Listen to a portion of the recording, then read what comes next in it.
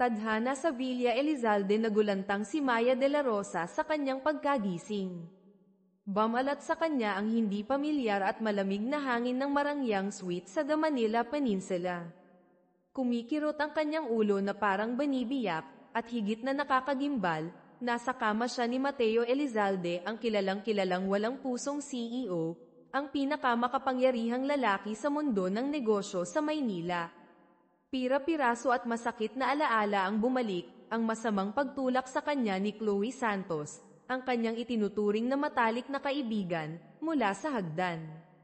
Ang malalim at medyo paos na boses ni Mateo ang pumutol sa magulong pag-iisip ni Maya.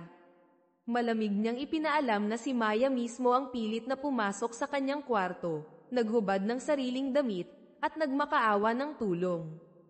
Isang pangingilabot ang gumapang sa likod ni Maya. Ang eksenang ito, kaparehong-kapareho ng bangungot 3 taon na ang nakalilipas. Biglang lumapit si Mateo, ang mga matay malalim at mapanuri.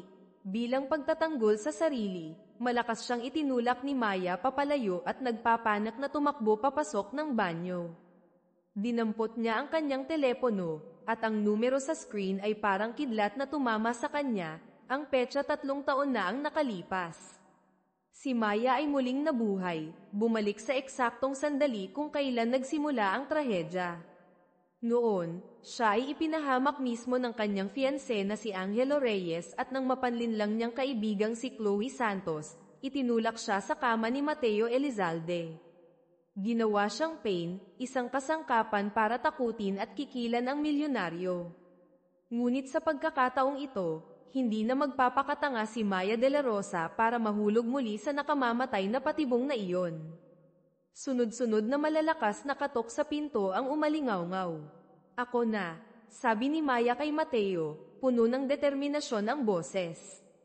Mabilis niyang isinuot ang bathrobe, binuksan ang pinto at hinarap ang kumpol ng mga reporter kasama ang mga peking mukha ni na Chloe at Angelo. "Maya, ayos ka lang ba?" "Sobra kaming nag-alala," pagkukunwaring pag-aalala ni Chloe. Si Angelo, na may peking itsura ng paghihinagpis, ay malakas na nagsalita sa mga reporter, "Ang aking mapapangasawa ay pinagsamantalahan. Hahanapin ko ang katarungan para sa kanya." Ngunit si Maya ngayon ay hindi na ang mahinang babae ng nakaraan. Malamig siyang sumagot, ang boses ay umalingaw-ngaw sa maingay na lobby ng elevator, "Mapapangasawa. Ginoong Angelo, tayo ay dating magkaklase lamang sa paaralan kasama ni Chloe." Sakto namang dumating si Marco, ang kanang kamay ni Mateo, at mabilis na inutusan ang mga reporter na burahin ang lahat ng litrato at video. Galit na hinayla ni Angelo ang braso ni Maya, ngunit hindi siya nag-atubiling bigyan ito ng malakas na sampal.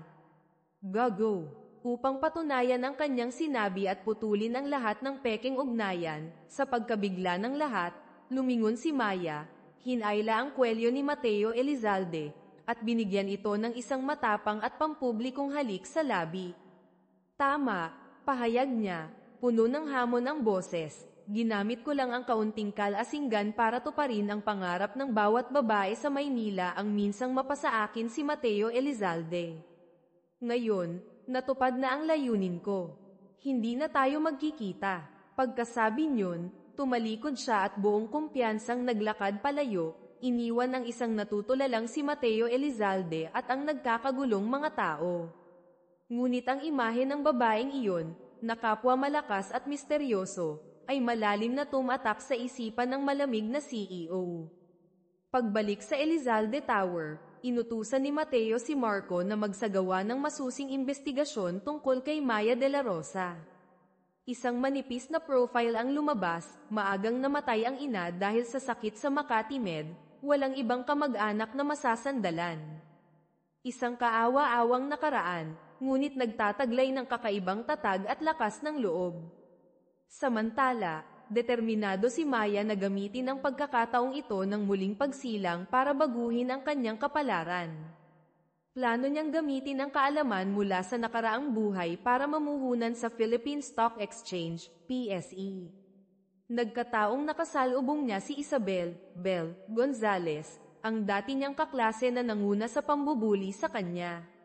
Mayabang na ipinagmalaki ni Belle na sinabi raw ni Angelo na hihiwalayan na nito si Maya para sa kanya.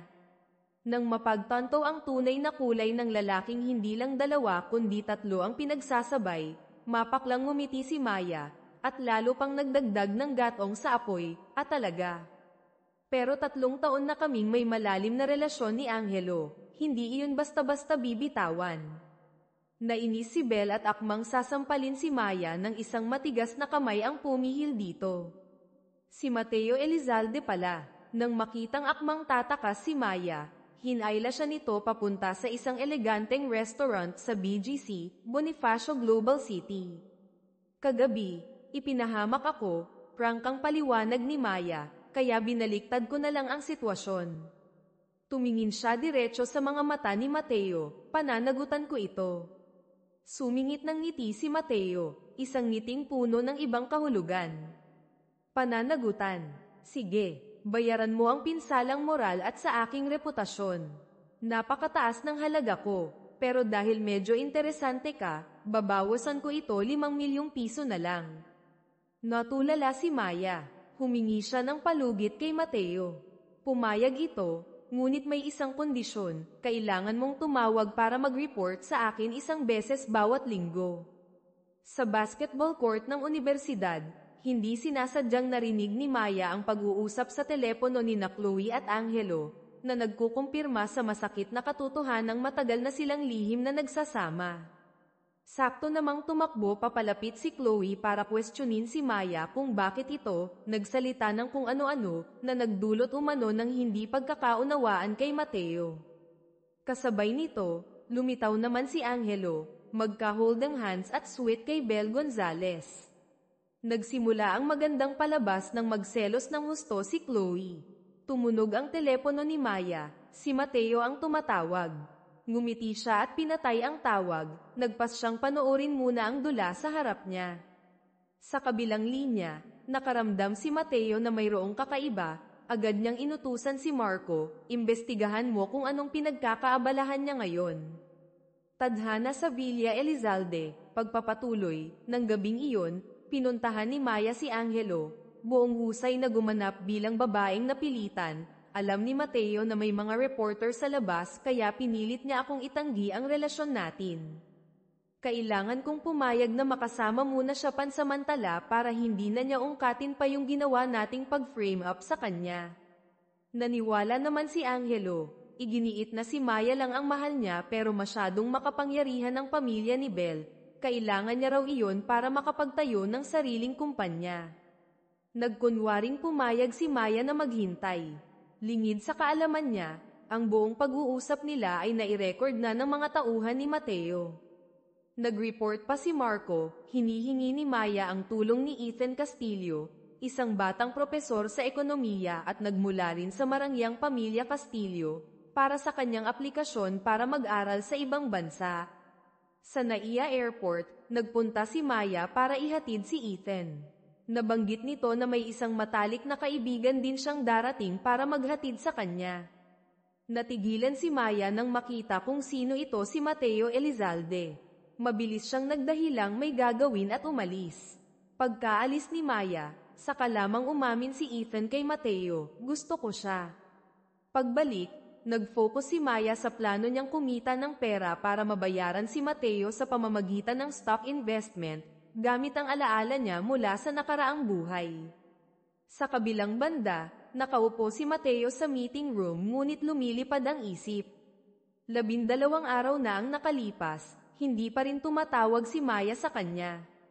Nang ibalita ni Marco na kara-rating lang ni Maya sa Elizalde Tower, lihim na natuwa si Mateo, iniisip na siya ang pinuntahan nito.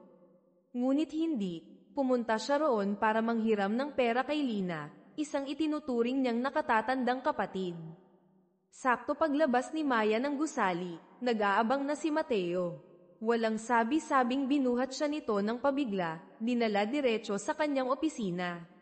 Bakit hindi ka tumatawag sa akin? Tanong niya, hindi maitago ang inis sa boses.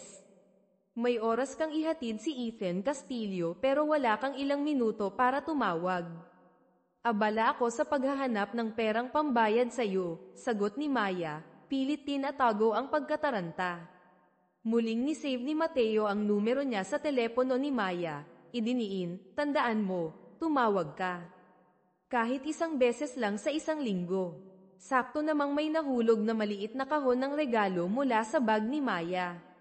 Ito ang regalong inihanda niya para kay Ethan, ngunit dahil sa sitwasyon, napilitan siyang magsinungaling, para sana sa'yo to.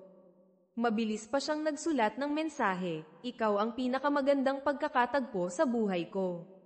Tiningnan ni Mateo ang sulat, isang hindi maipaliwanag na damdamin ang umusbong sa kanya, na pagkamalang nagtatapat si Maya sa kanya. Samantala, sa mansyon ng mga Elizalde, si Sofia Gonzalez, ang ate ni Belle, ay sinusubukang makuha ang loob ng lola ni Mateo sa pamamagitan ng pagtatanghal ng isang klasikong kundiman na paborito nito. Labis na nasiyahan si Lola Elizalde, hinihikayat ang apo na pakasalan na agad si Sofia. Dumating si Belle para hanapin ang ate, pinaalalahanan itong mag-ingat kay Maya de la Rosa. May kumpiyansang sumagot si Sofia, ang mga lalaking kasing galing ni Mateo, laging may mga babaeng lumalapit. Mas mabuting alalahanin mo kung paano mo mapapanatiling sa'yo si Angelo. Hindi nagtagal, pinuntahan ni Belle si Maya. Ang ate ko, si Sofia, ang totoong mapapangasawa ni Ginoong Mateo. Dapat alam mo kung saan ka lulugar at layuan mo siya. Kalmadong ngumiti si Maya, sige ba? Kung may kakayahan ng ate mo na panatilihing sa kanya si Mateo Elizalde, siguraduhin niyang hindi na niya ako hahanap-hanapin pa. Pagkatapos, tila aksidenteng ibinunyag, narinig ko palang nagsasama na sina Angelo at Chloe Santos. Ang password yata sa apartment ni Angelo ay, matalino niyang ibinunyag kay Belle ang password ng bahay kung saan nakatira sina Angelo at Chloe. Nagngit-ngit sa galit si Belle. Para patunayang siya lang ang mahal ni Angelo, nanunumpa siyang, pupuntahan ko siya ngayon din at papalitan ko ang password ng birthday ko. Pinanood ni Maya ang papalayong si Belle na nag-aapoy sa galit, isang misteryosong ngiti ang sumilay sa kanyang mga labi. Ang dula ng kanyang paghihiganti at pagbawi sa kanyang buhay ay nagsisimula pa lamang. Gaya ng inaasahan ni Maya de la Rosa, sumugod si Belle Gonzalez sa apartment na inuupahan ni Angelo Reyes. Bumukas ang pinto, at ang tanawing tumambad sa kanya ay hindi masukat ang pait, magkayakap sina Angelo at Chloe Santos sa kama. Umalingaw-ngaw ang mga sigawan at basagan. Si Angelo, bilang tipikal na duwag, ay mabilis na isinisi ang lahat kay Chloe, na ito raw ang nangakit sa kanya. Makalipas ang 2 araw, nagpunta si Maya sa Street Lux Medical Center. Naroon si Chloe, mapatla at nanghihina. Isang hindi inaasahang pagkalaglag bunga ng pag-aaway nila ni Belle. Pumasok si Maya, may pekeng pag-aalala sa mukha, maingat na hindi ipinahalata na alam niya kung sino ang ama ng bata. Chloe, nabalitaan ko, na-shock ako, hinawakan ni Maya ang kamay ng dating kaibigan, bakit umabot sa ganito? Bahagya siyang bumantong hininga, ang totoo, nagpapanggap lang kami ni Angelo na naghiwalay. Kailangan niya ang impluwensya ng pamilya Gonzalez para sa career niya. Nangako siya, kapag naging matagumpay ang startup company niya, babalik siya agad para pakasalan ako. Bawat salita ay parang patalim na lalong nagpapasakit sa sugatan ng puso ni Chloe. Samantala, sa Elizalde Tower, hindi mapakali si Mateo Elizalde sa paghihintay. Sa wakas, tumunog din ang telepono na may pamilyar na numero. Umalingaw-ngaw ang boses ni Maya, kahit ilang maikling pangungusap lang, sapat na iyon para gamaan ang pakiramdam ng CEO. Bukas, pumunta ka rito, utos niya, hindi maitago ang pananabik sa boses. Kinabukasan, sa lobby ng Elizalde Tower, hindi sinasadyang nagkasalubong sina Maya at Sofia Gonzalez. May mapagmataas na itsura, hinarang ni Sofia si Maya. Sino ang nagbigay sa'yo ng permiso na umakyat sa 22nd floor? Executive area ito. Sakto namang lumabas si Mateo mula sa kanyang pribadong elevator. Ako ang nagbigay ng permiso, malamig niyang sabi, hindi man lang sinulyapan si Sofia. Natural niyang ipinulupot ang braso sa baywang ni Maya. Pilit na pinanatili ni Sofia ang ngiti. Iniabot ang isang kahon ng mag-agarang macaron. Mateo, gumawa ako ng konting ban para sa'yo. Hindi kailangan, tinabig ito ni Mateo. Hinayla si Maya papasok ng elevator. Uwi na tayo. Tadhana sa Villa Elizalde, pagpapatuloy, sumara ang pinto ng elevator. Iniwan si Sofia na nangingitim ang mukha sa galit at kahihiyan. Ang Villa Elizalde, ang marangyang mansyon sa tabi ng Ilog Pasig, ay lumitaw sa kanilang harapan.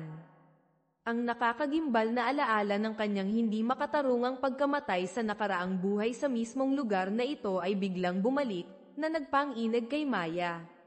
At pagkatapos, nakita niya ang mayordoma, si Aling Nena. Siya mismo, isa sa mga taong nagtulak sa kanya sa kamatayan. Sa sobrang pagpapanik, umatras si Maya, putlang-putla ang mukha. Nang makita ang takot sa mukha ni Maya, kumunat ang noo ni Mateo at agad niyang inutusan si Aling Nena, lumabas ka.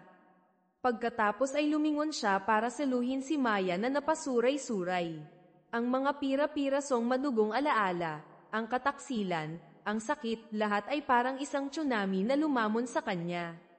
Nawalan ng malay si Maya sa matitibay na bisig ni Mateo. Nang magising si Maya, nakita niyang nakahiga siya sa malaking kama sa silid ni Mateo. Nakaupo ito sa tabi niya, may komplikadong tingin sa mga mata. Bakit ka labis na natatakot sa tuwing nakikita mo ako, o si Aling Nena? Ako, takot ako sa kanya, pabulong na sabi ni Maya, sinusubukang pumalma. Plano mo bang ikulong ako dito sa Villa Elizalde? Bahagyang napabuntong hininga si Mateo. Hindi, marahan niyang sabi, gusto ko lang sanang bigyan ka ng sorpresa. Tumingin siya ng malalim sa mga mata nito. Ang boses ay naging hindi pangkaraniwang malambing. Maya, ikaw rin ang pinakamagandang pagkakatagpo ko. Kung hindi mo gusto ang Villa Elizalde, hindi na tayo pupunta rito. Kung ano man ang gusto mo, kaya kong ibigay. Basta't manatili ka sa tabi ko, ang utang na 5 milyong piso, ituring mo nang wala iyon. Huminto siya, may bahid ng hiya, pasensya na kung medyo biglaan. Ako, hindi pa ako nanligaw kahit kailan, kaya hindi ko alam kung paano. Nalito si Maya. Ang Mateo ngayon ay ibang-iba sa baliw na kontrolador sa kanyang mga alaala. Ang sinseridad, o kakulaitan, na ito ay bahagyang nagpatinag sa kanya, ngunit mabilis siyang hinayla pabalik sa realidad ng kanyang isipan. Hindi nagtagal, tinawagan ni Chloe si Maya, mahina ang boses sa telepono, nais humingi ng tulong na makakuha ng posisyon sa Elizalde Corporation. Chloe, sagot ni Maya, puno ng pekeng pakikiramay. Ang boses, ang Elizalde Corp ay kumukuha lamang ng mga pinakamagagaling sa larangan ng ekonomiya, mga bagong graduate na tulad natin, paano tayo magkakaroon ng pag-asa? Bukod pa riyan, ang pagsama ko sa kanya, madalas ay para lang uminom ng tsaa, mamili, gumastos, hindi ako nakikialam sa mga usaping pangnegosyo. Huminto siya, tila aksidenteng nadulas, narinig ko nga pala siyang nabanggit kamakailan na pinag-aaralan nilang bilhin ang kumpanyang Nexus Electronics. Ang mahalagang impormasyong ito ay agad na ipinarating ni Chloe kay Angelo habang hinihila niya ang kanyang pagod na katawan pabalik sa murang hotel na pansamantalang tinutuluyan ni Angelo. Pagkarinig ni Angelo, nagningning ang kanyang mga mata. Nexus Electronics. Kung makakauna siya ng isang hakbang at mamuhunan sa kumpanyang ito bago pa kumilos ang Elizalde Corp, kikita siya ng malaking halaga, sapat na para makatayo siya sa sarili niyang mga paa nang hindi na kailangang yumuko pa sa mga Gonzales. Samantala, pinuntahan ni Aling Nena si Sofia Gonzales upang i-report ang pagpapatalsik sa kanya mula sa Villa Elizalde. Lumalabas na ang taong nasa likod ng mayordomang ito ay walang iba kundi ang panganay na anak ng mga Gonzales. Sinimulan ni Maya ang kanyang susunod na plano. Nag-ayos siya ng isang pulong kasama ang may-ari ng Nexus Electronics, si Mr. Huang. Sa gitna ng kanilang pag-uusap, sinadya niyang sagutin ang tawag mula kay Mateo. Hello, sagot niya, matamis ang boses. Sa kabilang linya, nauutal si Mateo, Maya, sa darating na weekend, libre ka ba? Tayo, magde-date ba tayo? Humajak-jak si Maya, sinulyapan si Mr. Huang na mausisang nakikinig, sige, gusto rin kitang makita. Akala ni Mateo ay natinag na niya si Maya dahil sa kanyang sinseridad. Lingid sa kanyang kaalaman, umaarte lamang ito ng isang malapit na eksena para magkaroon ng kredibilidad sa harap ng potensyal na kasosyo sa negosyo. Kasabay nito, nag-report si Marco kay Mateo, Sir, kalalagay lang ni MS. Maya ng malaking investment sa Asher Films. Ang stocks ng kumpanyang ito ay biglang tumataas. Huminto si Marco, idinagdag, at kagagaling lang niya sa pakikipagkita kay Mr. Huang ng Nexus Electronics. Natigilan si Mateo. Ang tawag kanina, pag-arte lang ba yun? Alam na alam niya ang sitwasyon ng Nexus Electronics, isang kumpanyang malapit ng bumagsak. Ngunit isang makasariling ideya ang pumasok sa isip niya, kung sasabihin niya kay Maya ang katotohanan, at makakalikom ito ng sapat na pambayad sa utang, iiwan ba siya nito agad? Ang hindi tiyak na takot na mawala siya ang nagpatahimik sa kanya. Sa mansyon ng mga Gonzales, masayang ibinalita ni Belle sa kanyang Ate Sofia, pumayag na si Papa na mag-invest sa Nexus ayon sa plano ni Angelo. Kumunat ang noo ni Sofia. Saan nakuha ni Angelo ang sikretong impormasyon ng Elizalde Corp? Siguradong galing kay Maya. Patunay iyon na nag-uusap pa rin sila. Kahit hindi sila magkapatid sa ina, ayaw pa rin ni Sofia na maapi ang kanyang kapatid. Nag-utos siyang imbestigahang mabuti ang nakaraan ni Maya de la Rosa. Ang impormasyong bumalik, nagmula si Maya sa Barangay Santa Clara, isang luma at mahirap na lugar at kabalintunaan. Iyon mismo ang lupang planong i-demolish ng Gonzales Holdings. Isang masamang plano ang nabuo sa isip ni Sofia. Pagsapit ng weekend, naghanda si Maya ng damit para sa date nila ni Mateo. Sa loob ng marangyang sasakyan, hindi maitago ni Mateo ang pananabik. Naghanda siya ng isang romantikong gabi. Ngunit, naghintay siya ng naghintay sa restaurant hanggang sa sumindi na ang mga ilaw sa kalsada, wala pa ring anino ni Maya. Sakto namang tumawag si Marco, nagmamadali ang boses, Sir. Ang dating tinitirhan ni MS, Maya sa Barangay Santa Clara, biglang giniba. Natigilan si Mateo. Agad niyang naunawaan ang nangyayari. Papunta na si Maya sa kanilang tagpuan nang matanggap niya ang masamang balita. Ang bahay niya, kung saan nakatago ang urna ng abo at ang iilang natitirang alaala ng kanyang yumaong ina, ay naglaho na parang bula. Nagmamadali siyang pumunta sa Barangay Santa Clara na parang wala sa sarili. Natagpuan siya ni Mateo doon, sa gitna ng mga guho at kalat, sa ilalim ng malakas na ulan ng hapon sa Maynila. Napaluhod si Maya, humahagulgol. Ang maliliit niyang kamay ay walang magawang naghahalukay sa mga pinagguhuan. Nanay, Nay, nakita niya si Mateo, ang mga matay desperado, tulad ng taong nalulunod na nakakapit sa patalim. Mateo, pakiusap, tulungan mo akong hanapin si Nanay, parang awa mo na. Ang bakal na puso ni Mateo ay tila piniga. Hindi pa niya kailanman nakita si Maya na ganito kaina at wasak ang puso. Mabilis niyang hinubad ang kanyang coat, ipinatong sa balikat nito, at binuhat siya. Uwi muna tayo. Pagdating sa Villa Elizalde, mataas ang lagnat ni Maya at nagdedeliryo, ngunit mahigpit pa ring hawak ang kamay ni Mateo, na para bang natatakot na sa sandaling bumitaw, ang nag-iisang init na ito ay maglalaho rin. Hindi umalis si Mateo, nanatili siya sa tabi. Nito, personal siyang inalagaan, at nagpuyat buong gabi. Kinaumagahan, nagising si Maya at nakitang nasa loob siya ng mga bisig ni Mateo. Nagulat siyang akmang babangon ngunit pinigilan siya nito. Huwag kang mag-alala, mabilis niyang paliwanag, ang babaeng katulong na ang nagpalit ng damit mo at nagpuna sa iyo. Itinuro niya ang maliit na kahon na gawa sa kahoy na nasa bedside table, pinahanap kong maigi sa mga guho. Ito ang mga natira. Nanginginig na binuksan ni Maya ang kahon. Nasa loob ang urn ang luwad na naglalaman ng abo ng kanyang ina, basag na, at ilang sunog na mga gamit. Muling tumulo ang kanyang mga luha. Sino? Sino ang gumawa nito? Pumasok si Marco, magalang na nag-report, Ms. Maya. Ayon sa paunang investigasyon, ang utos na give-in ay galing sa Gonzales Holdings. Gonzales. Ang pangalang iyon ay parang apoy na nagsindi sa galit ni Maya. Nag-aapoy sa galit ang mga mata niya. Bigla siyang tumayo, akmang susugod palabas. Maya, tumigil ka. Mahigpit siyang hinawakan ni Mateo. Anong gagawin mo? Haharapin mo sila ng mag-isa. Tinitigan niya ito ng diretso sa mata. Ang boses ay mas matatag kaysa dati. Bigyan mo ako ng pagkakataon. Hayaan mong protektahan kita. Kinabukasan, naiinig ang mundo ng pananalapi sa Maynila.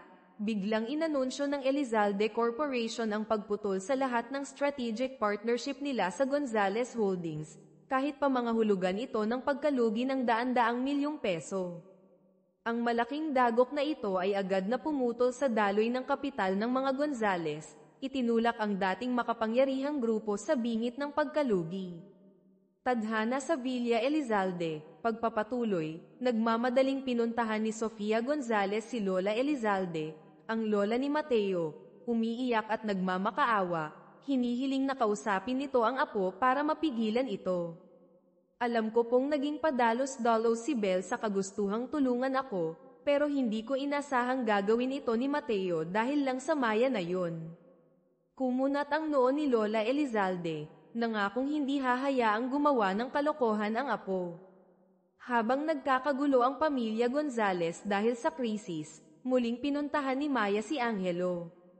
Angelo, bulong niya, tila may sikreto. Nalaman ko lang na may isa pang malaking tao na palihim na bumibili ng shares ng Nexus Electronics. Kung makakakuha ka ng malaking bahagi bago pa opisyal na may lista sa stock market ang Nexus pagkatapos itong mabili, siguradong tatubo ka ng malaki. Nag-aalangan si Angelo, narinig kong interesado rin mismo si Mateo Elizalde sa Nexus, bakit hindi pa siya kumikilos hanggang ngayon? Bahagyang ngumiti si Maya, bumili na siya, pero sa pangalan ko. Ibinaba niya ang boses, nagtayo pa nga siya ng sarili kong holding company para hawakan ang mga shares na iyon, ang pangalan ay Maya Holdings. Nanlaki ang mga mata ni Angelo. Maya Holdings. Kilala niya ang pangalang iyon ang pinakamalaking bagong shareholder ng Nexus Electronics. Maya, pwede mo bang ibenta sa akin ang shares ng Maya Holdings? Nagpakita ng pag-aalangan si Maya, nasa pangalan ko nga ang kumpanya, pero mga tauhan ni Ginoong Mateo ang may hawak sa lahat ng operasyon. Ako, susubukan kong humanap ng paraan. Pero alam mo naman, hindi madali ito. Isang bagong patibong, mas masalimuot, ang inihahanda. Maaaring medyo mataas ang presyo, sabi ni Maya de la Rosa. Ang tono ay tila may panghihinayang at panunubok. Nang makitang ang dati niyang nobya ay mabait pa rin sa kanya, muling umiral ang murang pagnanasa ni Angelo Reyes. Lumapit siya, balak gamitin ang katawan para magpasalamat. Umatras si Maya, nanlalamig ang mga mata, ngunit pilit pa ring lumapit si Angelo. Sakto namang bumukas ang pinto, lumitaw si Mateo Elizalde na parang isang tagapagligtas, malakas na hinayla si Maya sa likuran niya, ang mga matay kasing talam ng kutsilyo habang tinitingnan si Angelo. Uwi na tayo, utos ni Mateo, boses na hindi tumatanggap ng pagtutol, habang hinihila si Maya paalis. Sa loob ng sasakyan, mabigat ang tensyon. Pagdating sa Villa Elizalde, sa wakas ay sumabog si Mateo, bakit ba lagi mong inilalagay ang sarili mo sa panganib? Ano ba sa tingin mo ang ginagawa mo? Hayaan mo akong ayusin ang sarili kong mga problema, matigas na sagot ni Maya, puno ng tinik ang boses. Ayokong madumihan ang mga kamay mo. Galit ako kay Angelo Reyes, galit ako sa mga Gonzales. Kailangan kong personal na makapaghiganti sa kanila para matahimik ako. Nag-aalab sa hindi maitagong puot ang kanyang mga mata. Tumingin ng malalim si Mateo sa mga mata niya, isang bahid ng sakit ang dumaan. Naiintindihan niya ang galit na iyon, ngunit natatakot din siyang masaktan nito ang sarili. Samantala, si Angelo, matapos mapahiya ni Mateo, ay bumalik kay Bel Gonzales para manghiram pa ng pera para sa shares ng Nexus Electronics. Ngunit ang pamilya Gonzales ay nasa bingit ng pagkalugi dahil sa parusa ng Elizalde Corp. Paano pa magkakaroon ng pera si Bel para sa kanya? Sa desperasyon, nilapitan ni Angelo si Mr. Tan, isang kilalang talamaksa. Mundo ng underground business, nangangakong ibibigay ang kita pati na rin ang ganda kung papahiramin siya nito. Ang plano niya ay lasingin si Chloe Santos at linlangin itong pagsilbihan si Mr. Tan. Ilang araw ang lumipas, inimbitahan ni Mateo si Maya para sa isang hapunan sa isang restaurant na tanaw ang Manila Bay. Sa unang pagkakataon, napansin niyang tila komportable at relax ito kapag kasama siya. Sa gitna ng pagkain, bigla siyang nagtanong, "Maya, paano kung malaman mong ang taong katabi mo ay nagtatago ng isang napakaseryosong sikreto?" Natigilan si Maya, bahagyang nanginag ang kopete sa kanyang kamay. Naisip niya ang sarili, ang mga sikretong itinatago niya. Minsan, dahan-dahan niyang sagot, ang pagtatago ay hindi naman masama. Kung iyon ay taong mahalaga sa akin, handa akong subukang unawain at pagkatiwalaan sila. Tumingala siya kay Mateo, "Sana maniwala ka na ako mismo ay karapat-dapat mahalin." Tadhana sa Villa Elizalde, pagpapatuloy at wakas, naging malambing ang mga mata ni Mateo. Dahan-dahan siyang lumapit, ngunit nang mapansin niyang hindi pa talaga handa si Maya para sa mas malapit na interaksyon, huminto siya, saka yumuko, para atali ang sintas ng sapatos nitong nakalas. Isang maliit na kilos ngunit puno ng delikadesa at respeto. Kinabukasan, sabay-sabay na laman ng mga balita sa ekonomiya, ang Nexus Electronics ay bigong-bigo sa kanilang IPO, baon sa malaking utang, at nahaharap sa panganib na malugi. Kasabay nito, nag-report si Marco kay Mateo, "Sir, binili ni MS. Maya ang lahat ng shares ng Nexus sa napakamurang halaga bago pa pumutok ang balita, at halos agad ding ibinenta muli sa Gonzales Holdings, kung saan ang legal na kinatawan na pumirma sa kontrata ay si Angelo Reyes." Napatawa si Mateo, isang tawang may halong paghanga at kaunting kawalan ng magawa.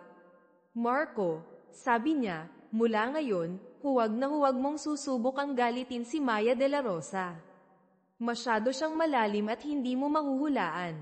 Bagay na bagay kami." Sa mansyon ng mga Gonzales, galit na sinisigawan ni Don Gonzales ang bunsong anak na si Bel dahil sa katangahan nitong ibinigay ang natitirang kakarampot na pera ng pamilya sa isang walang kwentang lalaki tulad ni Angelo. Malamig na pinakalma ni Sofia Gonzales ang ama, "Itay, huwag kayong mag-alala, nakalatag na ang bitag ko." Magbabayad si Angelo Reyes. Sa desperasyon, pinuntahan ni Angelo si Chloe, na ngayon ay nasa isang maruming paupahang kwarto. Nagmakaawa siya, halos lumuhad pa, na pagsilbihan ni Chloe si Mr. Tan para makakuha ng impormasyon o tulong na makakapagligtas sa kanya. Tiningnan ni Chloe ang lalaking minsan niyang minahal ng lubos, na ngayon ay sukdulan na ang kababaan. Ang lahat ng pagmamahal ay naging puot. Sa tindi ng galit at sakit, inatake niya si Angelo. Sa huli, kinailangan harapin ni Chloe ang parusa ng batas. Ang kinalabasang ito ay hindi inaasahan ni Maya. Ang gusto niya lang ay malugi at masira ang pangalan ni Angelo. Hindi niya kailanman ninais na itulak si Chloe sa kulungan. Inalo siya ni Lina, kung anong itinanim nila, iyon din ang aanihin nila Maya, hindi mo kasalanan iyon. Nagpunta si Maya sa Villa Elizalde. Nakatayo si Mateo sa balkonahe, nakatanaw sa ilog Pasig. Lumingon ito at marahang niyakap siya mula sa likod. "Bakit mo gustong bumalik dito?" "Dahil may isang bagay pa akong kailangang tapusin dito," bulong ni Maya, saka humarap dito. Tinitigan siya ng diretso sa mata. "Mateo Elizalde, ikaw, gusto mo ba ako?" Hindi nagatubili si Mateo. "Oo," sabi niya, matatag ang boses. "Mula nang una kitang makita ulit sa hotel room na iyon, nabihag mo na ang puso ko. Kahit hindi pa kita tuluyang naangkin, lagi akong natatakot na mawala ka. Laging may ganitong kakaibang pakiramdam ng pamilyaridad, iniisip ko pa nga kung nagkakilala na ba tayo sa nakaraang buhay. Hinigpitan niya ng bahagya ang yakap, sisiguraduhin ko, kahit ilang beses pa kitang makita ulit, mamahalin pa rin kita sa unang tingin. Kaya, Maya, pwede mo na ba akong mahalin? Binuhat niya ito, dinala sa silid tulugan, at inihiga sa kama. Dahan-dahan siyang yumuko, ngunit nang maramdaman ang paninigas ng katawan nito, bahagya siyang itinulak ni Maya. Agad na huminto si Mateo. Pasensya na, sabi niya, puno ng pag-aalala ang boses. Hindi ko alam kung anong nangyari na nagdudulot sa iyo ng ganitong takot, pero sigurado akong hinding-hindi kita sasaktan. Ang sinseridad at pasensya ni Mateo ay umabot sa pinakamalalim na bahagi ng puso ni Maya. Ang pag-ibig, na dating natatabunan ng takot at puot, ay nagsimulang umusbong ng malakas. Kusa niyang iniunat ang mga braso, niyakap ang leeg nito, at tinapos ang takot sa pamamagitan ng isang malalim na halik. Nais ni Mateo na isapubliko ang kanilang relasyon, nais niyang maging opisyal na bahagi ito ng kanyang buhay. Nagpasya siyang ipakilala ito sa kanyang pamilya, lalo na kay Lola Elizalde, na lubos niyang iginagalang. Medyo kinabahan si Maya, hindi pa niya nakikilala ang lola nito. Pinakalma siya ni, Mateo, huwag kang mag-alala, nandito ako. Sa pangunahing mansyon ng mga Elizalde, habang nauna si Mateo para batiin ang lola, hindi inaasahang nakasalubong ni Maya si Sofia Gonzales. Sa sandaling iyon, sa pamamagitan ng pagpapakilala ng katulong, nalaman niyang si Sofia pala ang panganay na anak ng mga Gonzales, at siya rin ang nasa likod ng mga kilos ni Aling Nena. Oh, tingnan mo nga naman, mapaklang ngumiti si Sofia, puno ng pang-iinsulto ang boses. Ang pobreng Cinderella, nakarating pa talaga dito. Huwag kang masyadong umasa, maliit na bagay. Ang tarangkahan ng mansyon ng mga Elizalde ay hindi basta-basta napapasok. Ako ang kasintahan ni Mateo, walang kagatol-gatol na sagot ni Maya. Pumunta ako rito para ipakilala sa pamilya niya. Kasintahan, muling tumawa si Sofia. Sa tingin mo ba tatanggapin ka ng lola niya? Isang babaeng galing sa kung saang sulok lang, na may madilim na nakaraan. Lalong lumapit si Sofia, bumubulong na parang ahas. Alam ko ang lahat tungkol sa iyo, Maya de la Rosa. Alam ko kung saan ka nanggaling. Isang maling galaw mo lang, at sisiguraduhin kung hindi ka na makakabangon pa. Ngunit bago pa makasagot si Maya, isang matigas ngunit may edad ng boses ang umalingaw-ngaw mula sa likuran ni Sofia. Sofia, sapat na iyan. Si Lola Elizalde, na may tindig pa ring marangal sa kabila ng edad, ay lumakad palapit, ang mga matay matalas na nakatutok kay Sofia bago bumaling kay Maya. May pagtatasa sa kanyang tingin, ngunit walang mali siya. Ikaw si Maya de la Rosa, tanong ng matanda. Tumango si Maya, pinipilit panatilihin ang respeto sa kabila ng tensyon. Opo, Lola. Sakto namang lumabas si Mateo, nakakunot ang noo nang makita ang eksena. Lola, anong nangyayari dito? Lumapit siya at tumabi kay Maya, ang braso ay maprotektang inakbay dito. Wala naman, apo, sagot ni Lola Elizalde, ang tingin ay hindi inaalis kay Maya. Kinikilala ko lang ang babaeng nagpatibok muli sa puso mo. Tumingin siya kay Sofia. Sofia, umuwi ka na. May mga bagay na hindi dapat pinakikialaman. Namutla si Sofia ngunit hindi nang ahas sumuwi. Nagbigay siya ng isang huling masamang tingin kay Maya bago tumalikod at umalis. Humarap si Lola Elizalde kina Mateo at Maya. Hali kayo sa loob. Marami tayong dapat pag-usapan. Sa loob ng marangyang sala, sa harap ni Lola Elizalde, inilahad ni Maya ang kanyang nakaraan, ang mga paghihirap, ang mga pagkakamali, at ang pagnanais niyang magbago. Hindi niya itinago ang mga ginawa niya laban sa mga Gonzales at kay Angelo, ngunit ipinaliwanag niya ang mga dahilan sa likod nito, ang pagtataksil at ang sakit na idinulot sa kanya. Tahimik na nakinig si Lola Elizalde. Pagkatapos, tumingin siya kay Mateo. Apo, sigurado ka ba sa kanya? Opo, Lola, walang pag-aalinlangang sagot ni Mateo, ang mga matay nakatuon kay Maya, puno ng pagmamahal. Siya po ang gusto kong makasama habang buhay. Napabuntong hininga ang matanda, isang maliit na ngiti ang sumilay sa kanyang mga labi. Kung gayon, sino ako para tumutol? Tumingin siya kay Maya. Bawat tao ay may nakaraan, hiha. Ang mahalaga ay kung paano mo hinaharap ang kasalukuyan at hinuhubog ang kinabukasan. Nakikita ko ang katatagan sa iyong mga mata. At nakikita kong mahal ka ng apo ko. Ibinuka niya ang kanyang mga braso. Maligayang pagdating sa pamilya Elizalde, Maya de la Rosa.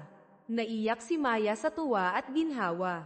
Sa wakas, pagkatapos ng lahat ng pinagdaanan, natagpuan niya hindi lamang ang pag-ibig kundi pati na rin ang isang pamilya. Niyakap niya ang matanda, kasunod ang mahigpit na yakap mula kay Mateo. Ang tadhana, na minsay naging malupit, ay nagbigay daan sa isang bagong simula.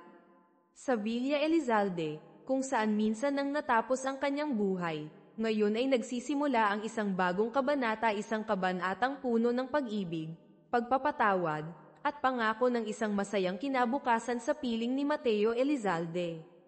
Tadhana sa Villa Elizalde, pagpapatuloy, mapaklang ngumiti si Sofia. Ang boses ay puno ng pekeng awa, kaawa-awa ka naman, isang ulila, nabubuhay lamang sa pag-asa sa mga lalaki. Ah, alam mo ba, ang iyong ina-inahan, ang babaeng iyon na dukhang-dukha, ay pinulot ka lang pala.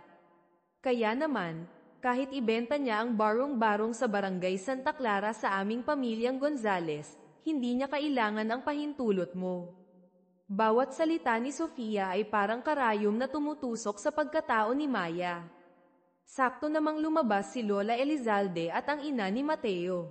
Kabaligtaran sa inaasahan ni Sofia, sila ay ngumiti ng mainit at lumapit para hawakan ang kamay ni Maya. Apo sa tuhod, sa wakas ay nakita ka na rin namin, sabi ni Lola Elizalde, puno ng emosyon ang boses.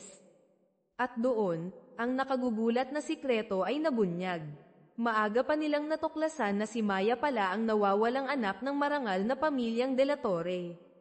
Isinalaysay ni Lola Elizalde ang nakaraan, ang pamilya Elizalde at De la Torre ay matalik na magkaibigan sa loob ng maraming henerasyon. Kinupkop niya bilang anak-anakan ang tunay na ina ni Maya. Ngunit isang malagim na sunog. Maraming taon na ang nakalilipas ang kumitil sa mga magulang ni Maya, at ang katawan ng nag-iisang anak na babae ay hindi na natagpuan. Hanggang sa nag-imbestiga siya tungkol sa kasintahan ni Mateo, nakita ang litrato ni Maya, at natigilan dahil kamukhang kamukha nito ang kanyang yumaong anak-anakan. Lihim niyang inutusan si Mateo na kumuha ng buhok ni Maya para sa DNA test kasama ang mga natitirang kaanak ng De la Torre. Ang resulta, walang duda, si Maya ang huling tagapagmana ng angkan ng De la Torre. Pagbalik sa pribadong silid ni Mateo, niyakap niya si Maya at marahang humingi ng paumanhin sa paglilihim tungkol sa DNA test. Umiling si Maya, nangingilid ang luha, si nanay, kahit hindi kami kadugo, mahal na mahal niya talaga ako. Ginawa niya ang lahat, para lang mabuhay ako tulad ng ibang mga bata. Hindi ang dugo ang basehan ng lahat, Maya, malambing na sabi ni Mateo. Ilang pamilya ba ang magkadugo nga pero malayo naman ang loob sa isa't isa. Kumpara sa kanila, mas masaya pa kayo ng ina-inahan mo. Tumingin siya ng malalim sa mga mata nito, para sa'yo, ang iyong ina-inahan ang pinakamamahal mo. At para sa akin, ikaw ang magpakailanman kong pinakamamahal. Sinabi ni Mateo na si Lola Elizalde ang nangasiwa sa napakalaking yaman ng pamilya De la Torre sa ngalan nila sa mga nagdaang taon. Ngayong natagpuan na si Maya, nais na niyang ilipat ang lahat ng ito sa kanya.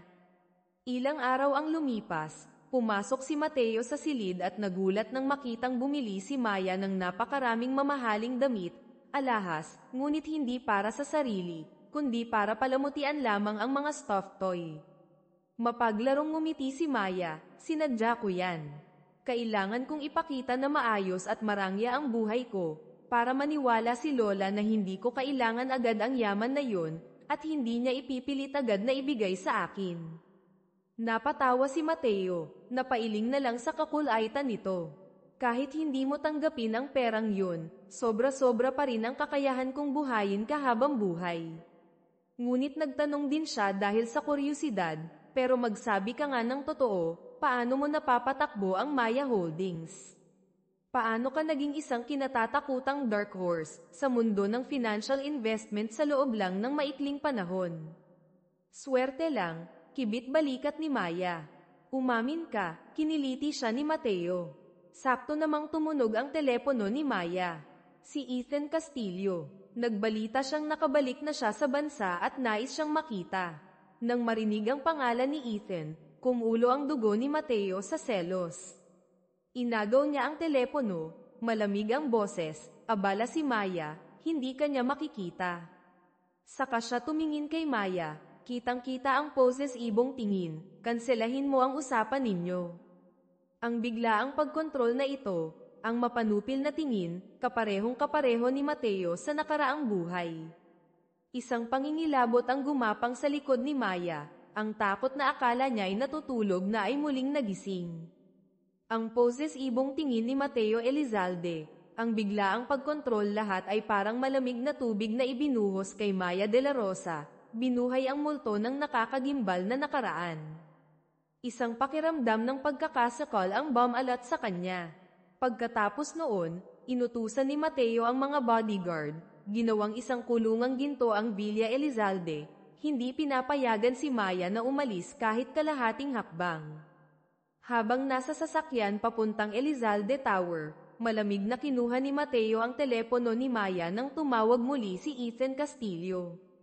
Ethan Castillo, nagyayelo ang boses ni Mateo, mula ngayon, huwag mo nang guluhin pa si Maya. Ang mahal niya at pinili ay ako. Ginoong Elizalde, kalmado ngunit matigas ding sagot ni Ethan, inaalis mo ang karapatan niyang pumili. Ang mga salita ni Ethan ay tila tumama sa malalim na pangamba ni Mateo. Naalala niya kagabi, nang hindi sinasadyang mapagmasdan niyang mabuti ang fountain pen na regalo ni Maya ang Reg Along nagsinungaling siyang para sa kanya. Sa katawan ng pen, na may pino at masining na ukit, ay 2 letrang magkakabit, E.C. Ethan Castillo. Ang galit at selos ay sumiklab ng husto. Habang nakakulong sa marangyang mansyon, pilit pa rin kumakapit si Maya sa kakarampot na tiwalang nagbago na ang Mateo ngayon. Nang marinig ang tunog ng sasakyan sa labas ng tarangkahan, masaya siyang tumakbo palabas, umaasang si Mateo iyon. Ngunit ang bumaba ng sasakyan ay si Ethan. Nilabag niya ang mga bantay para makita siya. Maya, mabilis na sabi ni Ethan, puno ng pag-aalala ang mga mata, narinig ko na ang lahat, tungkol sa pagiging tagapagmana mo ng De La Torre, at pati na rin ang tungkol sa relasyon ninyo ni Mateo. Pero wala siyang karapatang limitahan ang personal mong kalayaan ng ganito. Inabot niya ang isang folder ng mga dokumento. Nakakuha ako ng full scholarship para sa iyo sa isang kilalang universidad sa ibang bansa. Sumama ka sa akin, Maya. Umalis ka rito. Bilang guro na dating gamabay sa kanya, taimtim na nagpayo si Ethan, huwag mong isuko ang iyong mga pangarap at kinabukasan para sa kahit na sino. Sakto, namang humarurot ang sasakyan ni Mateo. Bumaba siya, ang mukha'y nagdidilim sa galit. Walang sabi-sabing sinuntok niya ng diretso sa mukha si Ethan. Hindi siya aalis kahit saan, sigaw ni Mateo. Ang student exchange program ng paaralan niya, matagal nang nakansela. Tiningnan niya si Ethan ng may hamon, gusto mo lang siyang ilayo sa akin. Oo, pinunasan ni Ethan ang dugo sa gilid ng labi, tumayo ng tuwid at hinarap si Mateo. Ikaw mismo ang pumilit sa principal na kanselahin ang pagkakataon ni Maya na mag-aral sa ibang bansa, hindi ba? Ang mga salita ni Ethan ay parang kutsilyong tumarak sa puso ni Maya.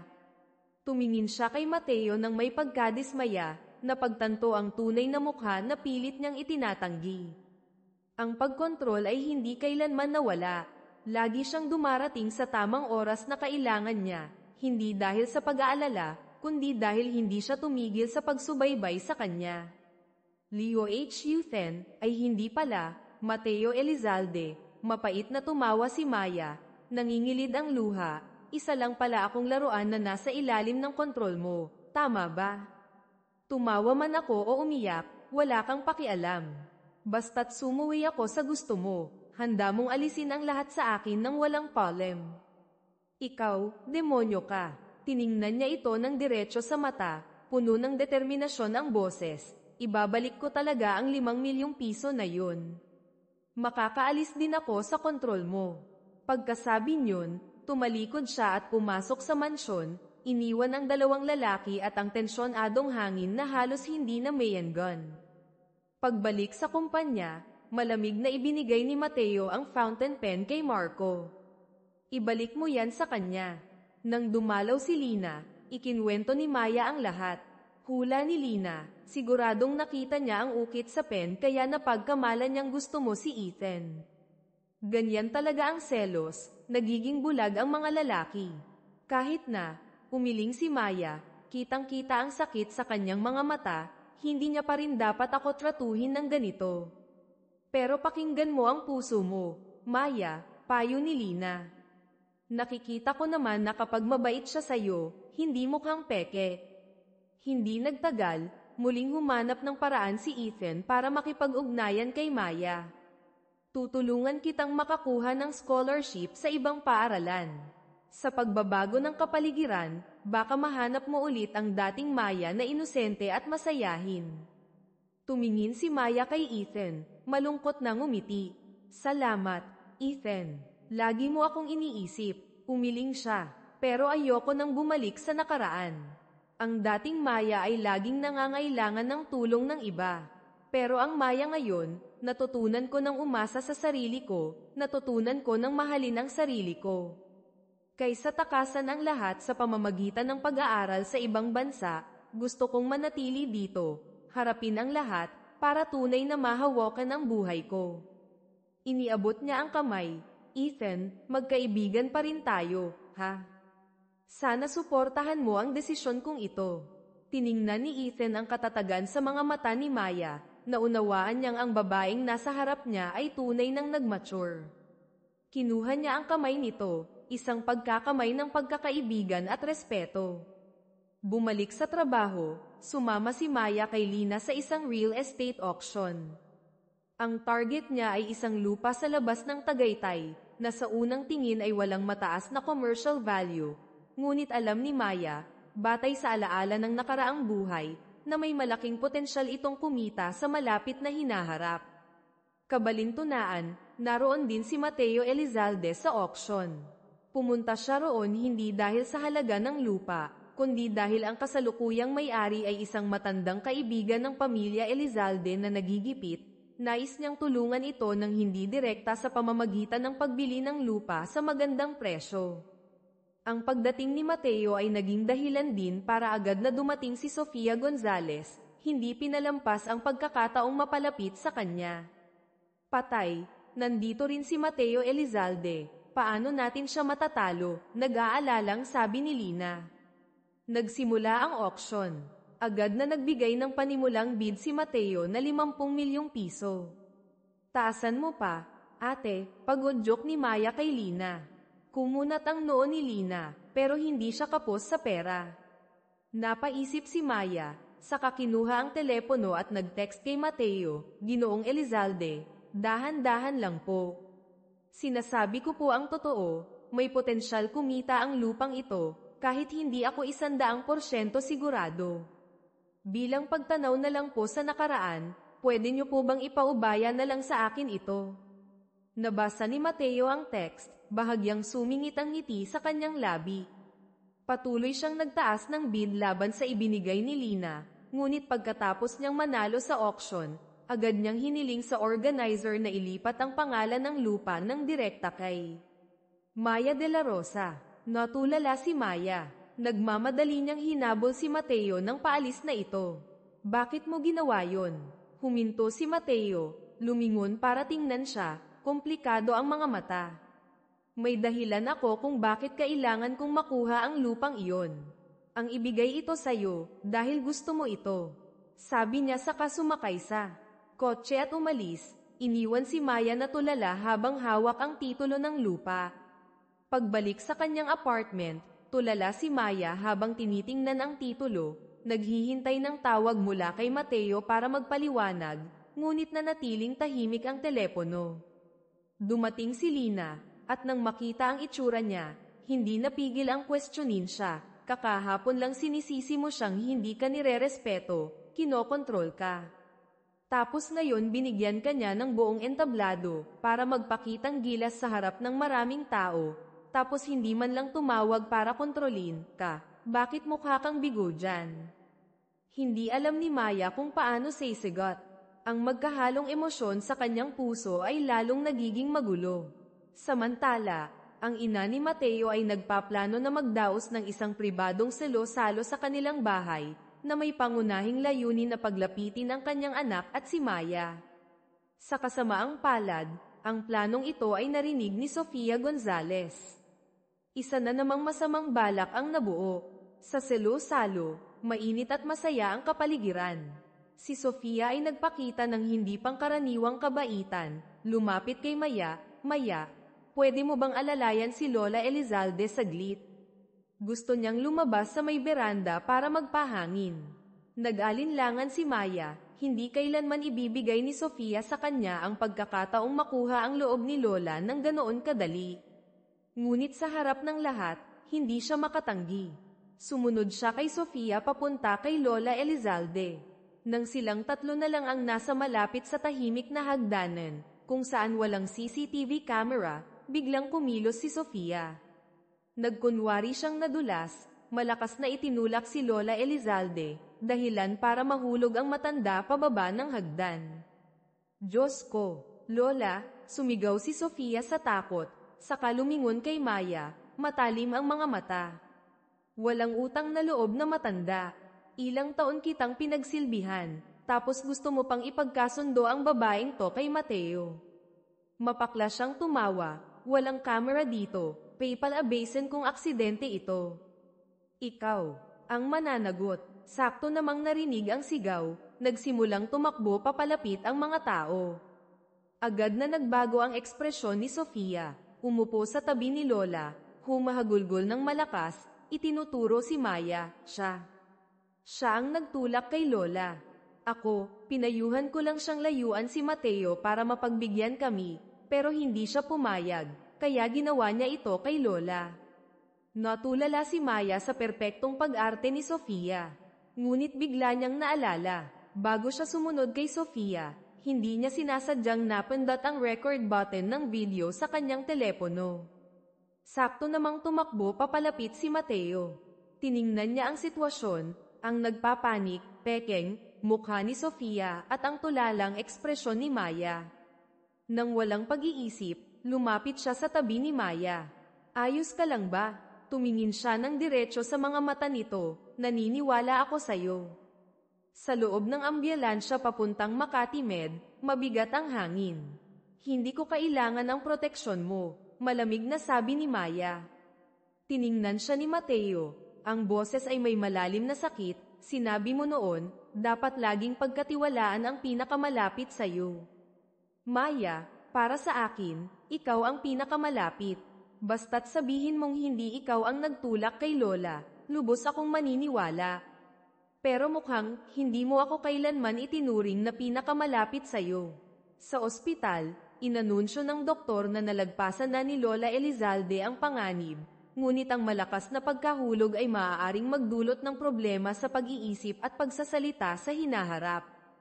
Ang ama ni Mateo, na may malungkot na ekspresyon, ay nagbunyag ng isang hindi inaasahang impormasyon. Ang nanay ko, balak niyang ay anunsyo sa salo-salo ngayong gabi ang paglilipat ng 5% ng shares ng Elizalde Corporation kay Sofia.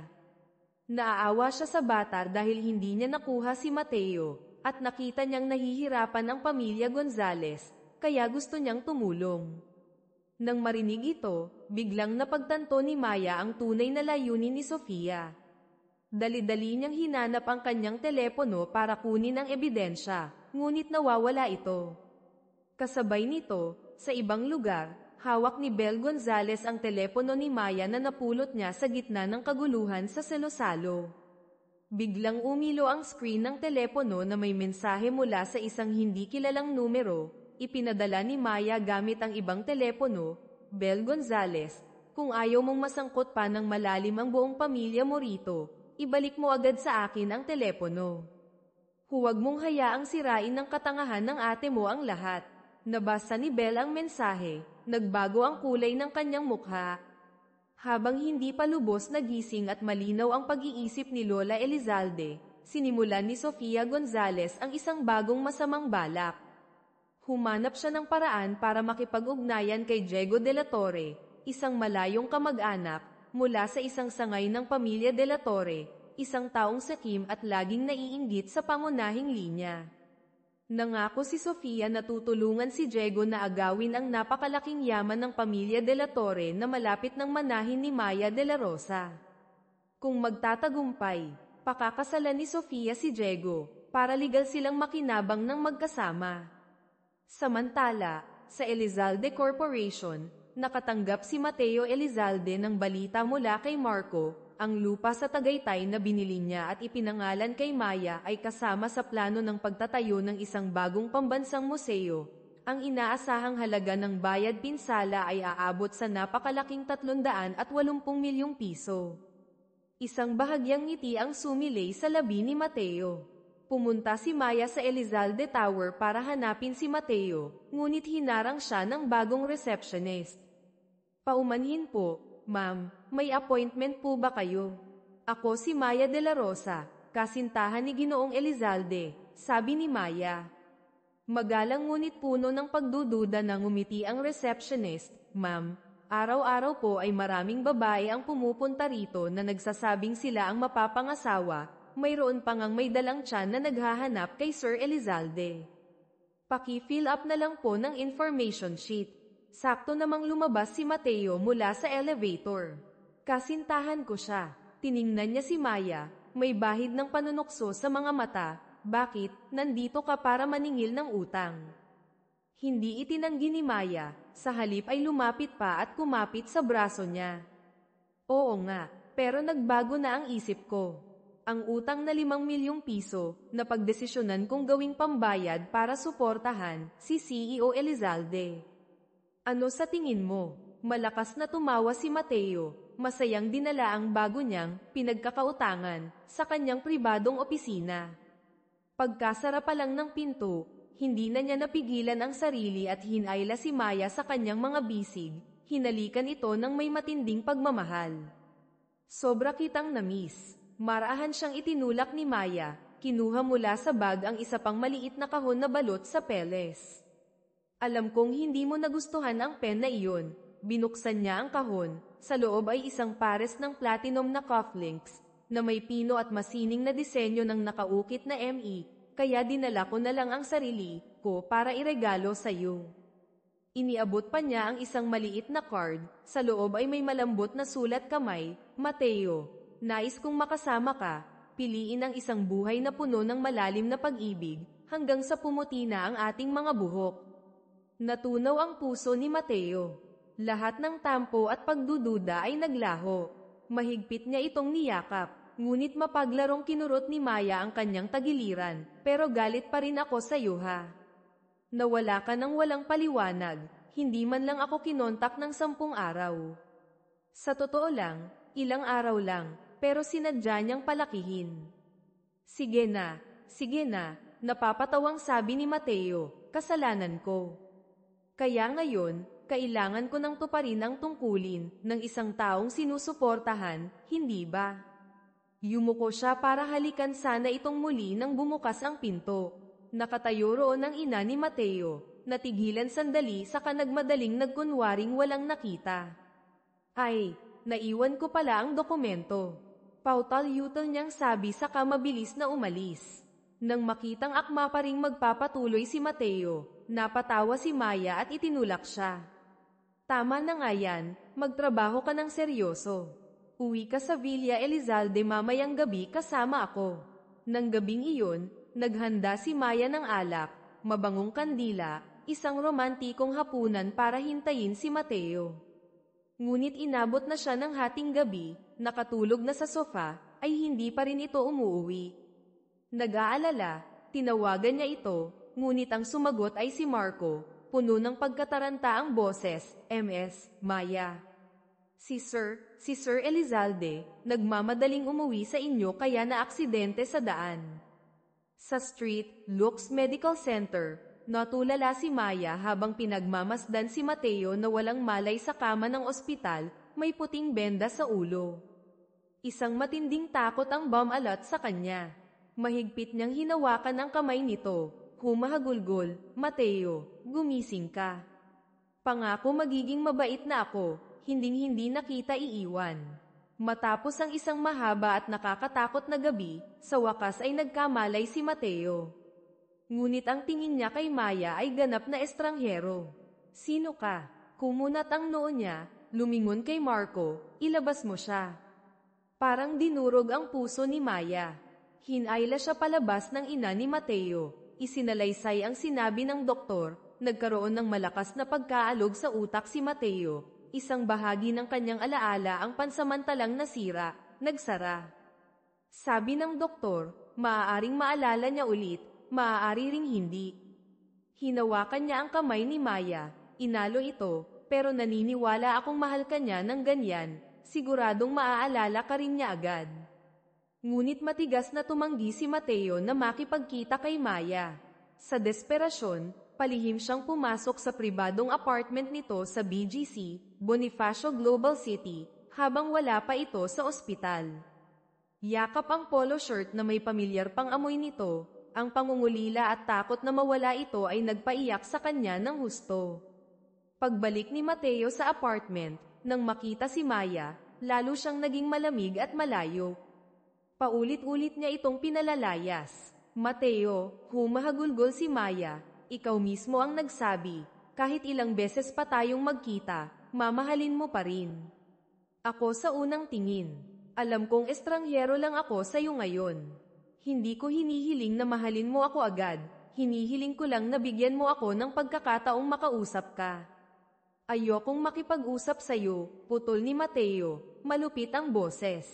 Kung gayon, babalik ako sa Villa Elizalde para hintayin ka. Hindi pwede, sigaw ni Mateo, matalim ang mga mata, pinagbabawalan kitang tumapak sa Villa Elizalde. Kung hindi, ipagigiba ko agad ang lugar na iyon. Tiningnan niya ito, bawat salita ay parang kutsilyong humihiwa sa puso ni Maya. Hindi ko alam kung paano tayo nagmahalan noon, pero mula ngayon, ayoko nang magkaroon pa ng anumang ugnayan sa'yo. Tayo, maghiwalay na tayo. Hindi mapakali si Maya, ngunit hindi niya mapipilit ang isang taong nais na siyang itakwil. Ang puso niya ay sumisikip sa sakit na parang pinipiga. Kinabukasan, lumitaw si Maya de la Rosa sa Elizalde Corporation, hindi bilang kasintahan, kundi bilang pinagkakautangan. Hiniling niya kay Mateo na bayaran ang pinsalang moral at bayad sa paghihiwalay. Binasa ni Marco ang listahan ng mga hinihinging bayad na ibinigay ni Maya, namutla ang mukha halos kasama rito ang lahat ng ari-arian na nakapangalan kay Mateo Elizalde, maliban sa Villa Elizalde at sa pangunahing mansyon ng pamilya. Ang huling kasunduan ay malinaw na nagsasaad, kung hindi kayang bayaran ng mga ari-arian, kailangang ipagpatuloy ni CEO Elizalde ang kontratang suportahan, mahalin at alagaan si Maya de la Rosa habang buhay. Akala ng lahat ay magagalit si Mateo, ngunit laking gulat nila nang malamig niyang pinirmahan ang mga papeles, pumayag na isuko ang lahat kay Maya, tanging ang Villa Elizalde ang itinira. Pag-uwi sa bahay, pinagalitan ng ama ni Mateo ang anak kung bakit napakadali nitong hinayaang kunin ni Maya ang halos lahat ng kanyang yaman. Umiling naman ang ina ni Mateo, hindi mo naiintindihan ang batang iyon. Kung talagang mukhang pera siya, hindi niya tatanggihan ang napakalaking yaman ng pamilya de la Torre. Sinusubukan niya lang pukawin si Mateo. Malamig lamang na idineklara ni Mateo, kung ano ang utang ko sa kanya, babayaran ko ng buo. At ngayon, pag-uusapan namin ang engagement kay Sofia Gonzalez. Pinuntahan ni Ethan Castillo si Maya, hindi makapaniwala sa mga nangyayari. May itinatago sigurong malaki si Mateo, Maya. Hindi niya kailanman nagustuhan si Sofia, kahit pa nakalimutan ka niya, imposibleng pumayag siyang makipag-engage dito ng ganito kabilis. Nang makita ang pagod at lungkot sa mukha ni Maya, naawa si Ethan at inalok na ihatid siya sa kanyang apartment. Paglabas pa lang nila ng coffee shop, biglang sumulpot si Mateo, hinayla ang braso ni Maya. Huwag mo siyang hahawakan, babala niya kay Ethan.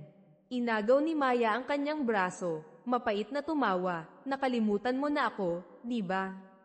Sukdulan ang galit mo sa akin, di ba? Bakit ka pa nag-aalala kung sino ang kasama ko? Dahil sa ilang araw na hindi pagkain, dagdag pa ang matinding emosyonal na dagok, biglang nahilo si Maya at nawalan ng malay sa mga bisig ni Mateo. Nang magising si Maya sa ospital, wala na roon si Mateo.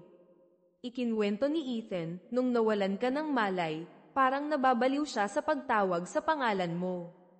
Pero pagdating natin dito, nagmamadali siyang umalis. Narinig ko siyang bumubulong na, kailangan mo raw lumayo sa kanya para maging ligtas ka. Ang mga salita ni Ethan ay nagtanim ng munting pag-asa sa puso ni Maya. Dumating ang araw ng engagement party ni Mateo at Sofia sa isa sa pinakamarangyang hotel sa Maynila. Pinaalalahanan ng ina ni Sofia ang anak na subukang suyuin at kunin ang loob ng pamilya Elizalde. Nakatayo sa tabi si Belle, puno ng pangamba ang puso. Alam niya ang kasamaan ng kanyang ate. Kung talagang makakaakyat si Sofia sa taas, magkakaroon pa kaya sila ng ina ng puwang sa bahay ng mga Gonzales. Dumating na ang takdang oras. Si Sofia Gonzales, napakaganda sa mamahaling damit, nakakapit sa braso ng ama, mayabang na lumakad papunta sa altar. Ngunit ang naghihintay doon ay hindi si Mateo Elizalde. Sa halip, ay nalalayan ni Ethan Castillo si Maya de la Rosa papasok mula sa pangunahing pinto. Lahat ng mga mata ay napunta sa kanila. Pumunta ako rito hindi para agawin ang groom, malakas na sabi ni Maya, humalingaw-ngaw ang boses sa buong bulwagan, kundi para linisin ang pangalan ko. Itinaas niya ang telepono, pinatugtog ang recording na palihim na ipinadala sa kanya ni Belle Gonzales matapos matanggap ang babala. Ang boses ni Sofia na umaamin na siya ang nagtulak kay Lola Elizalde, alam na walang kamera kaya isinisi kay Maya, ay malinaw na narinig ng lahat. Isang abogado na kumakatawan sa pamilya Gonzales ang mabilis na tumayo para tumutol, maaaring peke ang recording na ito. Kung totoo man, bakit hindi ito mas maagang inilabas ni MS de la Rosa? Sakto namang bumukas muli ang pinto ng bulwagan. Ay nalalayan ni Mateo Elizalde si Lola Elizalde, na medyo nakarecover na at naaalala na ang lahat, na dahan-daang pumasok. Tiningnan ni Lola si Sofia nang may sukdulang. Pagkadismaya at sakit, hindi ko akalain na nag-alaga pala ako ng ahas sa aking tahanan. Sumenya si Marco sa mga pulis na nakaabang sa labas para anyayahan si Sofia Gonzales na lumabas para mag-usap. Ang masamang balak ni Sofia ay ganap ng nabigo. Bumaling si Lola Elizalde at niyakap si Maya. Aking apo, patawarin mo ako at hinayaan kitang dumanas ng maraming paghihirap. Siniko ng ina ni Mateo ang anak, ano pang hinihintay mo, samantalahin mo na ang pagkakataong ito para makipag-ayos sa kanya.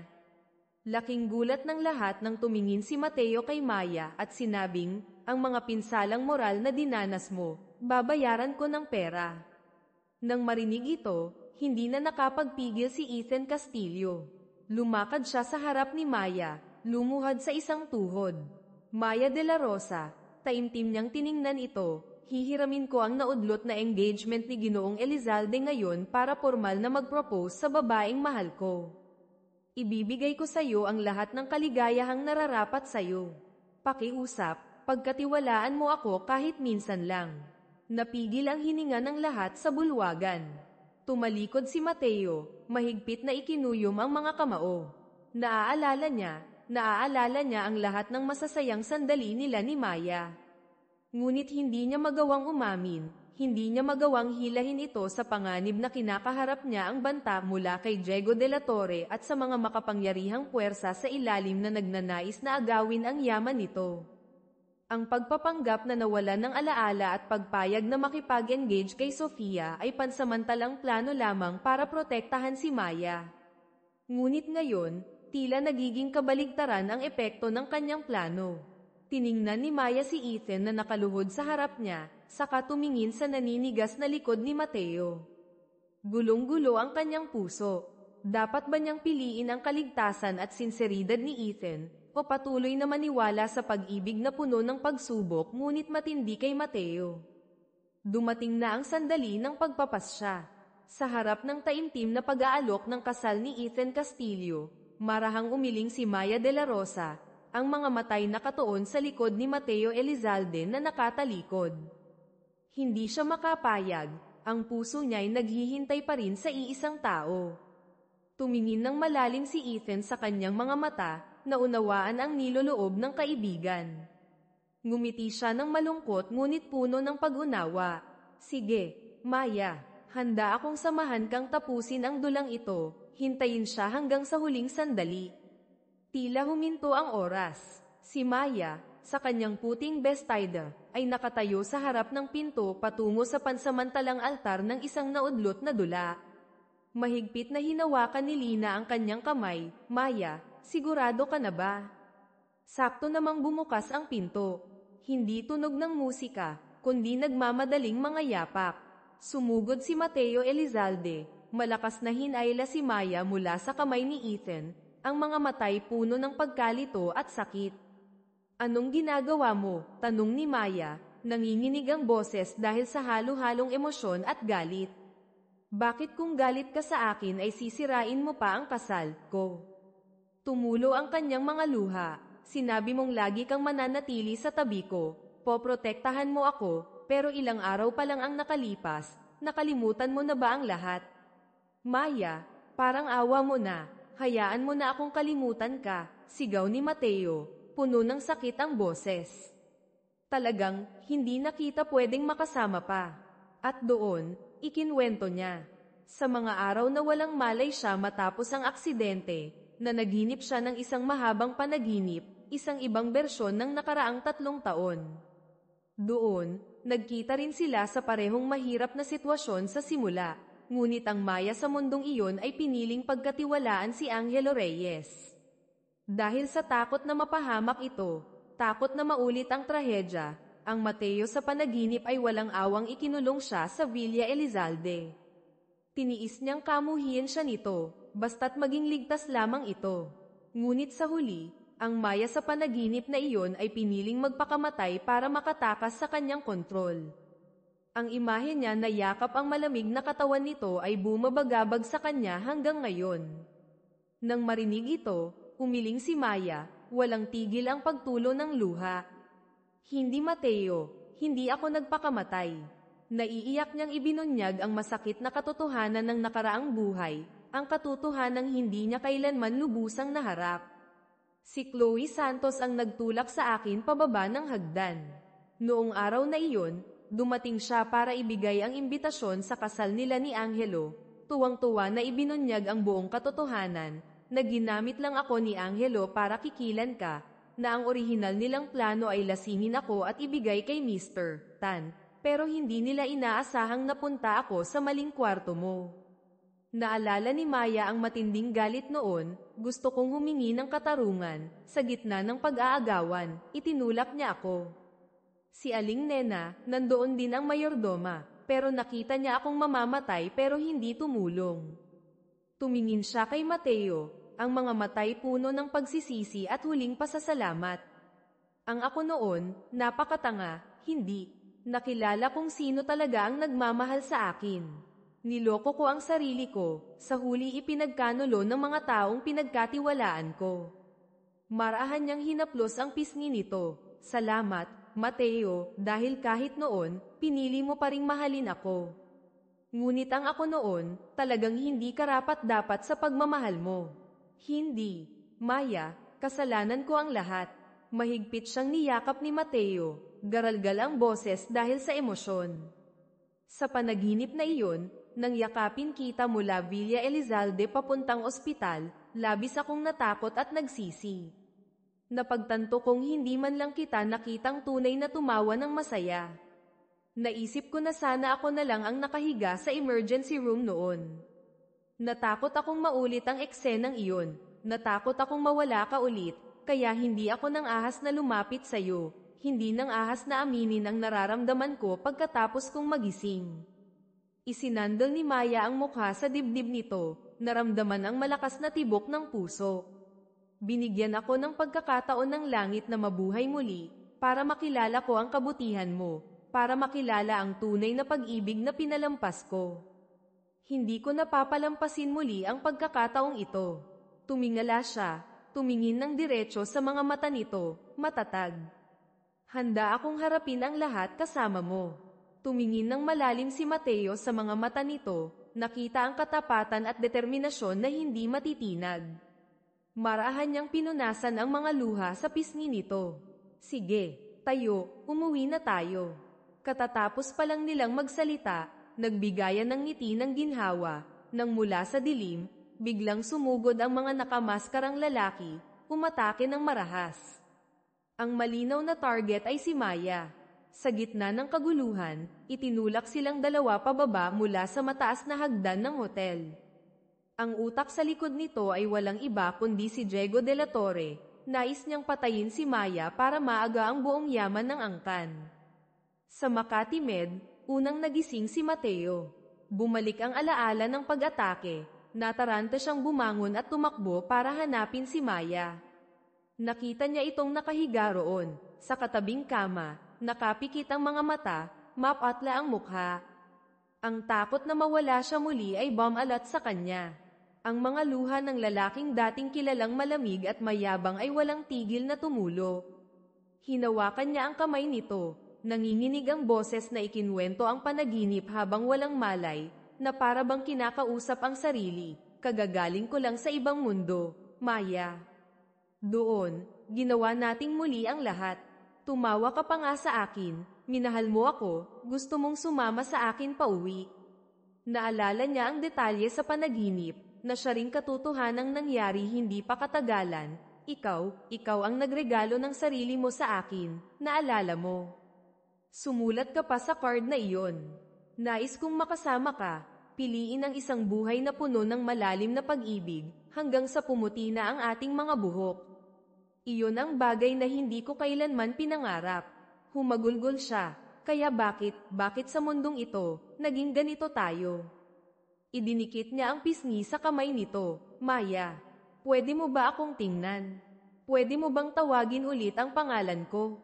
Na para bang naramdaman ang sakit niya, bahagyang gumalaw ang mga pilikmata ni Maya. Dahan-dahan niyang iminulat ang mga mata, nakita ang basang mukha ni Mateo. Nanghihina niyang iniangat ang kamay, marahang pinunasan ang mga luha nito. Mateo, garalgal ang kanyang boses ngunit puno ng init, tayo, umuwi na. Ilang araw ang lumipas, nang medyo maayos na ang kanilang kalusugan, pumunta sina Maya at Mateo kay Lola Elizalde.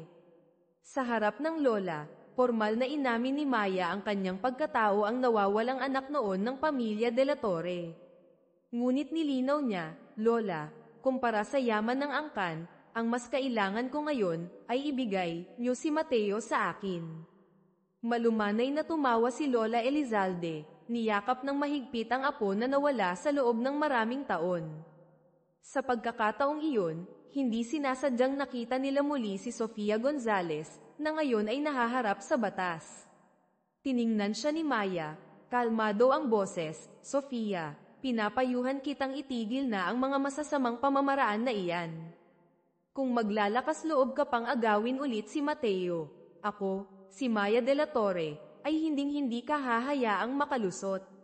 Lumapit si Mateo, ipinulupot ang braso sa baywang ni Maya, matatag na tiningnan si Sofia sa kabamaling kay Maya. Hindi na mangyayari iyon, dahil kasama mo akong poprotektahan ang kasalukuyang mundong ito natin. Ang kanilang kwento ng pag-ibig ay walang magandang simula, puno ng hindi pagkakaunawaan, sakit, at maging ng hindi makatarungang pagkamatay sa ibang buhay. Ngunit binigyan sila ng tadhana ng pagkakataong magkita muli, magkaunawaan, at magmahalan ng mas malalim sa gitna ng mga pagsubok, maging sa mga panaginip at alaalang naghahalo mula sa dalawang mundo.